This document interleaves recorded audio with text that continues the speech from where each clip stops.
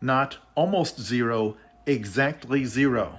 I already made a video about this, but a lot of people remained unconvinced. So let me give you another argument of why that percentage is exactly zero. The argument I used before is that if you have a finite part of an infinite set, of an infinite whole, then that part always represents a zero, exactly 0% of the total. And this is somewhat counterintuitive, so people have a hard time believing that that is exactly zero. So let me give you another argument of why that ratio is exactly zero. Let's show this for a finite set, but let's fix ideas and use a very simple finite set. So the numbers 1 through 10 as a subset of the infinite set of all natural numbers 1, 2, 3, etc. So the question here is, what percentage does the set of the first 10 numbers represent as a part of the whole, which is all the natural numbers? So let x be that proportion, the ratio of s to n. So that ratio is non-negative, so it is 0 or positive. And now to get more information about x, let me first compute a different ratio. What is the ratio of the first 10 numbers among the first 100 numbers? I'm going to call the set of the first 100 numbers T100. So the ratio of S to T100 is the number of elements in S divided by 100, so 10 divided by 100, so it's 1 in 10. So that means that S represents a 10% of the first 100 numbers.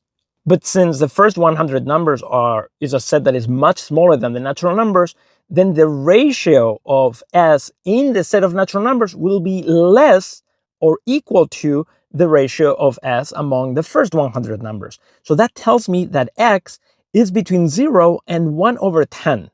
But now I can do the same thing, but consider S among the first 1,000 numbers. The ratio of S in the first 1,000 numbers is 1 in 100, so 1%.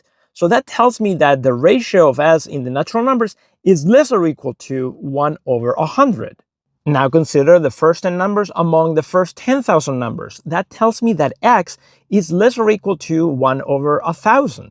Now consider the first 10 numbers among the first 10 to the n numbers. That tells me that X is less or equal to 1 over 10 to the n minus 1 for any n. So it's less than 1 over 10, 1 over 100 is less than 1 over 1,000, etc. So X is a non-negative number that is less or equal to 0.1, it's less or equal to 0.01, it's less or equal to 0.001, and so on.